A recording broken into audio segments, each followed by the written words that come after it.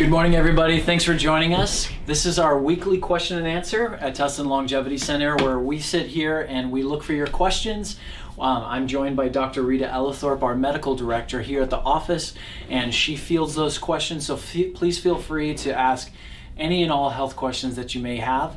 Best way to do that is over here in the chat section of the video. If you're signed into YouTube, you can post your questions there. We're monitoring those, and I will facilitate that question to the doctor.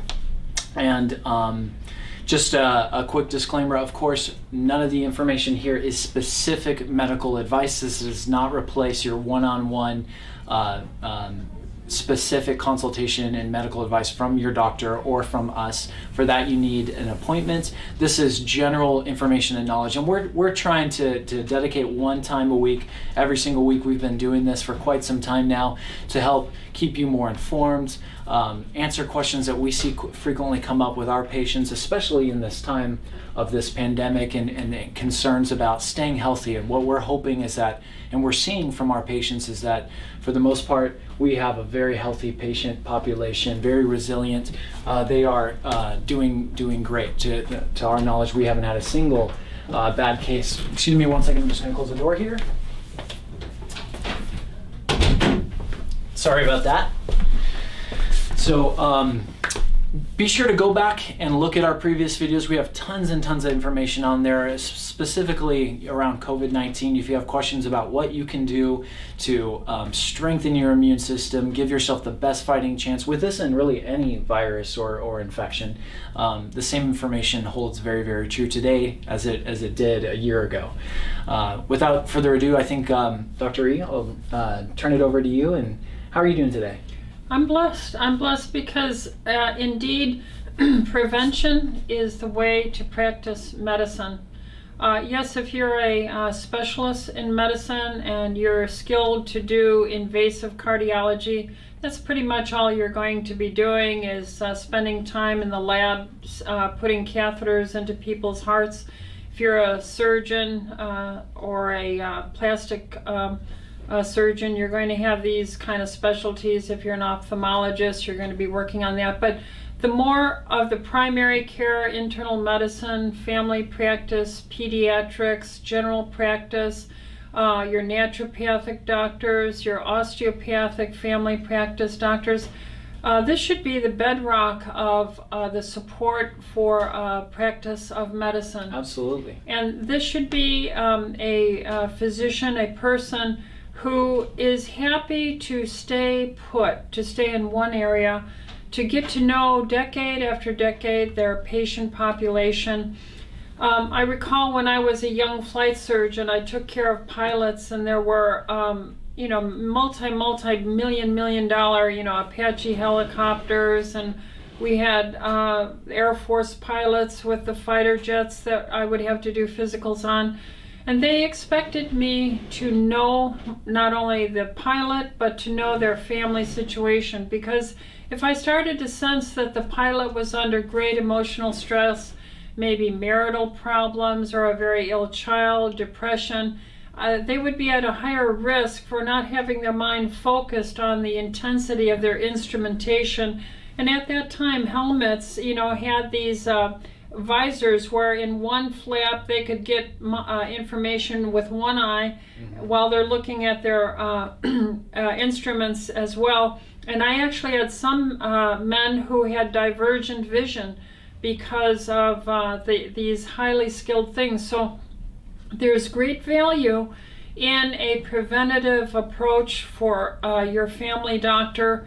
And if you're not learning about prevention, I would try and find a doctor who is well versed in it. Unfortunately, medical school does not promote preventative medicine. It really is unfortunate, because if we go back to the root Latin word for doctor, it's teacher. Right. And the highest efficiency in calling in medicine is to have a strong relationship between a patient and a doctor, where you're keeping that patient healthy. And unfortunately, in the United States, we have gotten away from that with the excitement of pharmaceuticals and the excitement of intervention surgeries and things like this that are flashy on the outside, but at the root of it, a family medicine physician, a general practitioner, should be keeping their patients healthy. So why are we not learning and teaching our doctors the importance of nutrition from a research-based perspective? Instead, it's a cursory little training that they give the doctors on macronutrition, which Right. just is not enough, unfortunately. And unfortunately now we have an epidemic of obese newborns. Newborns that are obese. We have childhood obesity. We have more liver transplants in children today than ever before from their lousy standard American high fructose gummy syrup, sugar, high fructose corn syrup diet that is creating non-alcoholic fatty liver disease, fibrosis, and damaging their livers. So we certainly have been doing the right thing all these decades, and I think that's why basically none of my patients became ill. Even my comorbid patients have remained very, very well in the course of the past 5 months, and I attribute that to all the dietary, low carb, weight loss, diabetics coming off of their medications here, hypertensives coming off of their medications here as a general rule. Of course, if they fail dietary weight loss and stuff, then we'll have to give them medications and advise that they see specialists who practice using those medications a lot. Right. All right, well, we'll get off our soapbox for a moment here and turn to the questions that you've submitted. I see a couple coming through on the chat right now. Thank you for that. And if you, for whatever reason, can't log into YouTube, you can email your questions as well. I have one here that was emailed to us at office@tlcdoctors.com. This was asked last week, and the question is regarding omega-3 fatty acids. She said she wanted to ask a question, wasn't able to make it. She's been taking 2 grams of fish oils every day, and I heard you said it's better to take ALA and LA instead. That's alpha-linoleic and linoleic acid. So my question is, what's the benefit of taking parent essential fatty acids like LA and ALA over DHA or EPA? Well, I'm going to get a piece of paper, so And entertain. while she does that, the patient went on to say, I've Googled a bit and found Professor Brian Peskin's claim, and we're very familiar with Brian Peskin, that linoleic acid and alpha-linoleic acid are real essential fatty acids, and DHA, EPA can be derived from them, and this makes sense. But I also find way more people seem to be behind fish oil and say that DHA and EPA converted from ALA are too little and not enough, and found way more research done about fish oil. So it'd be really appreciated if you can point out a study, research, a YouTube link if you already have talked about it, and suggested dosage as well. Well, I do have a YouTube video on this, so if you go on the YouTube... Wasn't that quite a long one that we did? Yes. Okay. Well, anyway, so if you look at this picture here, this is a membrane. It's a bilipid membrane. There's a top and a bottom layer. This would be the inside of the cell. This would be the outside of the cell. So these are saturated fatty acids here. Here's cholesterol, cholesterol, cholesterol, saturated fatty acids, and they're all phosphorylated. Here is a protein receptor through the membrane, and these very, very special different fatty acids are energetically excited because they're all missing a hydrogen. So if there's hydrogens missing here, and hydrogen's missing here, that's an electronegative cloud, you might say. And interesting in this protein here, proteins are usually rich in sulfhydryl areas, so you can't maybe see it, but there's sulfhydryl, sulfhydryl, sulfhydryl, sulfhydryl, and the negativity moves towards the positive hydrogen, and it kind of snuggies up to the protein receptor to hold it in place for the function of the cell. Now this fatty acid is very different than the straight chain one that has all the hydrogens, so it's just hanging there very saturated, but when it doesn't have those, it has a kink in it. Now this is the essential fatty acid of human life, cellular respiration. In fact, oxygen is a net positive charge, and if this is a negative cloud here, that oxygen is attracted through your cell membrane in your lung to let that move along that passageway into your cell innards, so to say, the inside of the cell, to do the process of respiratory oxidative activity in your mitochondria. Now, this is a picture of the... I'm sure this is really small. They're not going to be able to see this. Well, you'll get the point, though. This is linoleic acid, and this is alpha-linoleic, and you can see their pathways down biochemically. This has been established for decades. Yes. Okay? Linoleic acid was discovered in 1929 by Dr. Mead and his wife, biochemists. So this is old established biochemistry. And you'll see down here is DHA at the very bottom and EPA here. So they're down chain from these essentials up here. So they're called essential fatty acids only because without them you become ill or die. That's So- truly the definition of essential. That's the definition of essential. And this has been well established in animal studies. They give them a diet that is missing these two items. And even if they have these down here, which are non-essential, these patients get, or these animals died or got sick. So we know the essential fatty acids are linoleic and alpha-linolenic acid, LA and ALA. We know that they can make all the EPA and DHA a body needs. Because that was part of the question that Elliot asked was, do we make enough of it? Enough EPA and DHA from linoleic and alpha-linoleic acid? The answer is yes, because this has been studied since 1929, over 100 years now. And yet we see the fish oil supplements with huge amounts of EPA or huge amounts of DHA. And just so you know, Elliot, we used to prescribe fish oils here before we learned more about linoleic and alpha-linoleic. Well, it's easy to beguile the scientific community and the population when money is involved. And the money industry is designed to get the cheapest product at the cheapest way. And so fish parts, the fish tail, the head of the fish, all they do is crush these things, and they get massive amounts of fish oils, which is not essential to the human body. Now let me show you a picture of this. I'm going to show you a picture of linoleic acid, and then I'm going to show you a picture of alpha-linoleic acid. So they look like A J. a J. They look like J's, okay? Now you look down here and you're going to see DHA and you're going to see EPA. More of a circle. They're almost Like a C. totally Right. concentric. Now you tell me if a C will fit in this picture or a J. It's got to be curvilinear, not a circular. Fit into the protein? No, fit in right here. Fit into this Okay, fatty yes. acid right here. Yes. So obviously God meant for alpha-linoleic and linoleic acid to be the J form that snugs up to a protein receptor site, not this circular three-dimensional depiction of DHA and EPA. Okay. There's too many fatty acid double chains in it. So we have been teaching this now for about 15 years. This is a picture you always see me show of an injured cell membrane. It could be an injury from COVID-19 in the lung, or another virus, or a bacterium, or trauma, or smoking, or heavy metal toxicities.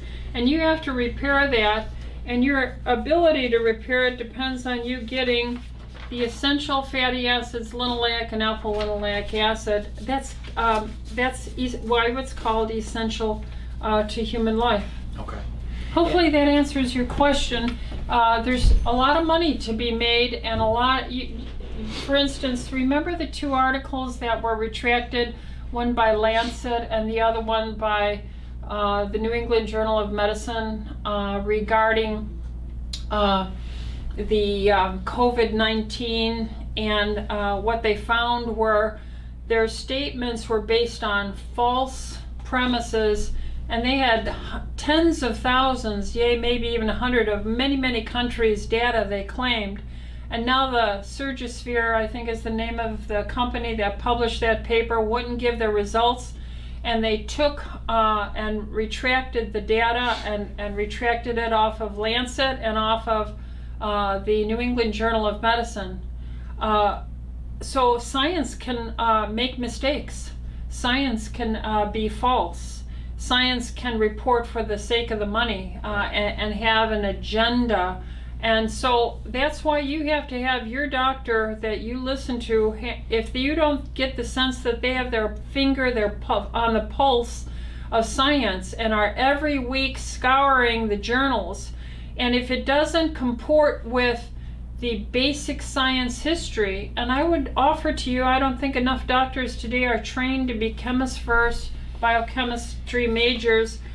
If they don't have enough of this original training, then they are going to be easily pulled left and right by scientific papers that allegedly claim to be true, and we know that they're retracted left and right. You have to remember Marcia Engel was the editor-in-chief of the New England Journal of Medicine between around 1996 to 2006, almost no, it had to be longer because she was an editor-in-chief for 20 years. And on her parting editorial from the New England Journal of Medicine, Dr. Engel said, "It is with regret," I'm paraphrasing, "it's with regret that I have to say that the majority of the science in the New England Journal of Science is not trustworthy. It's financially biased, and I would say less than half is credible science." That's your New England Journal of Medicine. I've known this for decades. So I am not following around, just because there's a publication or someone quotes an article. I have to know the science myself. I have to know the biochemistry myself. And the biochemistry of fatty acids is such that fish oils are not what you need. You need the essential linoleic, alpha-linolenic, and that comes from egg yolks, that comes from meats, that comes from chicken, that comes from fish, from nuts and seeds. But there was a campaign financed from the 1970s to demonize eggs, to demonize meat. Now, I'm against USDA grade grain-fed, terrorized cows and animals. I'm against that. That's not right. I'm for grass-fed beef. And if you do biopsies of the muscle of a grass-fed beef compared to a USDA grade terrorized stockyard animal fattened up, grain-fed, you're going to see that their inflammatory markers are way high in the grain-fed one and very low on the grass-fed one. And so their fatty acid compositions will be very different. And they've made you afraid of omega-6, and yet omega-6 is what linoleic acid is. This is an omega-6, and actually between linoleic and alpha-linoleic acid, linoleic, the omega-6, is more essential, you might say, than alpha-linolenic acid. Now, why is that? Because they hydrogenated all the fats to increase storage to make money in this marketing of foods and shipment. To boost up shelf life and shipping and transportation. Yes, extend shelf life. So all that hydrogenated fat put double bonds on these fats. They started putting double bonds on here that made the fat not combine with oxygen so it wouldn't become rancid. Right. And if you don't understand basic chemistry, you can't figure this out as a doctor. You can't warn your patients. So I think we need more training in this. So hydrogenated fats is what all that was about, so food would rot less fast. Right. Not good for us, but good for the shelf life of the food. Good for the pockets of lobbyists who talk. I think there's 100 lobbyists for every one congressman in our system. There's something wrong with this. We don't have a representative government possibly anymore. We have a lobbyist interest government, and they are following wherever the money goes. And we're in trouble if we don't start talking about this and demand our congressmen to make a publication of every lobbyist and every reason they came to their office, because this is destroying us. Thank you. And just before we get off the topic, I would just say that you are an excellent doctor that stays on top of the research. You have a team of other physicians here that you guys really have your finger on the pulse. And the outcomes of your patients over 20 years just here at Tussa Longevity Center is really a testament to that, because there may be some new research or something interesting that comes up, or even conflicting information, but through your experience and treating the patients over many, many years, you really get a sense of what works and what doesn't. So where are our new heart attack cases? Where are our new cancer cases? And we should be seeing them with the thousands of patients that we see every single year. But it just goes to show that knowing your chemistry and being able to read through the research pays off, and we need doctors like that. Amen. Okay. Thank you, Elliot. That was a long-winded question, and hopefully that did answer your questions about essential fatty acids. We have some questions coming in from Robert. He had an arterial elasticity test in our office back in 2008. What happened to that test, and what is it replaced with? Great question. Again, preventative medicine is not supported, and so that was a methodology where we would measure the pulse wave of your artery, and if you had a nice wave, we could see the elasticity was youthful, lots of healthy essential fats, Right. and we would see this nice wave. Now, if it didn't pulse, and it was very restricted, you would have a low number, and this is preventative medicine. And the machine wore out, and I've been trying for years to try and find a replacement, but if your pocket dollar in your hospital or your practice depends on people getting sick, why would you support affordable machines that warned me way before the disease? And so you see, this is a dilemma. It's plaguing American preventative medicine. I have not been able to find one A suitable replacement. that is suitable. Right. Yeah. So unfortunately, Robert, that machine broke, and the company that supports it and makes it went out of business. So we haven't found a replacement yet. But we're still telling our patients to do the same things. We just can't use Measure that it. particular measurement any longer. Right.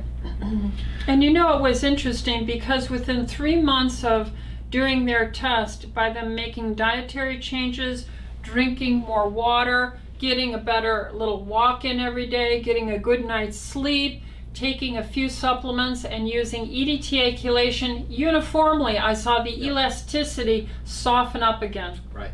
So what that means is what we would see going on in the small vessels was indicative of what we're concerned about, the coronary arteries and such stiffening there. So it was an early indicator of a pre-screener for heart disease, really. And I certainly hope everyone is reading the article I just published July 7th, Rationale for the Use of EDTA Chelation in Chronic And that Diseases. is on our blog, right, Blake? It is, yeah. Okay, so we have a blog article that Dr. Elthorpe is referencing, Rationale for the Use of Chelation Therapy with your patients. Especially in this time of COVID, because this actually improves the endothelial lining, reduces the oxidative stress, enhances oxygen transfer, and so why they're not using that, I know a lot of doctors are talking about hydroxychloroquine, and I applaud them. But you would know another old ancient medicine that is FDA approved that is not being recognized as a key means of helping people? It's EDTA chelation therapy. Right. Thanks, Doc. Just want to pause really quick and mention something before I forget. We have some sort of exciting news. We are picking up and moving our wellness store where you pick up your physician-curated vitamins and supplements and your bioidentical hormones. That is moving from the suite that it's been in for many, many years, probably 16 years. We're moving it to where our IV department used to be in Suite D to give them a little bit more room and to create another opening to help patients as they come in, create a little bit more space there. So after this weekend, starting next Monday, you're going to go to Suite D that is directly across the courtyard from our main office. And check your email, there'll be some more information there as well too there. Okay, next question comes in from Frank. Frank says that Cecilia asks, what do you recommend for ovarian pain, and how should one go about to find out if they have an ovarian torsion while they're trying to get pregnant? Well, it looks like you're reading the internet. Ovarian torsions are extremely, extremely rare, and so that's really not on the radar. You use a ultrasound to do that, a pelvic ultrasound. In general, just stay low carb, drink plenty of water, use systemic enzymes like Vascuzyme or Vitalzyme. Take 6 or 8 twice a day during the time of ovulation, and this should depress the inflammation of ovulation. Also, natural progesterone used day 15 through 25 of a menstrual cycle, rubbing 2 or 3 clicks on, will help with the pain of the menstrual cycle, what we call menstrual cramps. And water, water, water, and then add a little more water. Okay, good answer. And we have some great GYN doctors here, both Dr. Mitchell and Dr. Merrick, who's now moved more towards family medicine, that can speak with Cecilia specifically about that. And there's lots of things that could cause ovarian area pain, right? There's ectopic pregnancy, perhaps there's an ovarian cyst, but what Dr. Ellithorpe just mentioned would still apply to help prevent that and stay healthy, but you'd want to see a GYN to rule out some of those other things. And certainly if the pain gets worse, then absolutely go and see a doctor. Okay, next question. Somebody just saying the live streams are incredibly helpful. Thank you so much for doing them, and God bless. Subscribe and like. Yes, that really does help. And If you share. can subscribe to the video, like the video, and tell your friends and family about it. That encourages us to continue doing this. That helps get out the good news of prevention as well too. I'm looking for the next question. We just had a couple thank yous there. Question in general, how do you go about treating osteoporosis? Well, osteoporosis is a demineralization of the bony matrix of your bones, and it happens to all of us with aging. This demineralization is accelerated usually by middle age, in the mid-40s, I would say, in men and in women. Worse in women because we don't have as much mass on our bones as men do, but it happens to both around middle age. And when the mass and your activities become more sedentary and your lifestyle becomes more acidic, your serum, your blood becomes a little more acidic, it's easier to dissolve out calcium from it. Plus, vitamin D is very low in the environment. The sun, now we have chemtrails that deflect the ultraviolet light that would normally hit and help you make D. So we're losing the vitamin D3 conversion that helps calcium to be placed in its proper bony place. And we're losing our hormones with middle age that are also architectural instructions to build the bones and tissues in our body. We're eating more poorly, higher sticky acidic carbs, drinking less water, getting less active, and so that is a recipe for bone loss. By the way, your heavy metal, lead, and toxic metals are also largely stored in your bone. Deposited in your bones, and so you become your own auto-intoxication of the very damaging toxic effects of lead and arsenic and cadmium from your own bones as they demineralized out. Now what we do is we make sure vitamin D levels are at about 80 to 100. We are always hounding our patients, what kind of exercise are you doing? Every time you come in here, you have to fill out a statement, what are you doing for exercise? We hound you about your water, how much water, so you're not so acidic. We recommend natural bioidentical hormone replacement therapy to help augment the instructions for rebuilding bone, to help you get a good night's sleep. We're always telling you to reduce the inflammatory diet, food allergens, high sticky carbs and such. We do not recommend calcium supplementation. That's another misnomer, like fish oil. Calcium is abundant in your fish and your meat and your chicken and vegetables. You don't need supplemental. You don't have a calcium deficiency problem. There's no calcium deficiency. So that's how we would approach it. Natural hormones, water, exercise, vitamin D. And is the K2 portion of the D important to preventing osteoporosis? Yes, okay. Yes. So vitamin D with K2. Okay. Mm-hmm. All right. Hope that And answers. all my patients are doing great over these decades. How many doctors can say they have 80-year-old women that have normal bone densities? You know, it's really fun to come to work and see patients in their 80s and they come back with a normal bone density. It is. Improved, you know. Mm-hmm. Well, it's 10:15, and that means that we are out of time for today. We dedicate a half hour here every Wednesday from 9:45 a.m. Pacific until 10:15 Pacific, and we try to stay on time every single week. I'm not going to lose your questions, though. If we didn't get to your questions today, we'll pick up right with those questions when we start next week, like we did this week with the emailing questions. So hold the phone and tune in next Wednesday at 9:45 a.m. Pacific. If you are unable to ask in the chat feature of YouTube, you can also post in the comments section. Keep an eye on that. And of course, you can email us at office@tlcdoctors.com. Just put in the subject line "question for live Q&A," and we'll note to direct that to this week's presentation. Okay. Doctor, thanks for your time. Thanks Thank for doing you. this and making this information available. Thanks to Blake, who operates everything from behind the scenes. Yes, thank you, Thank Blake. you.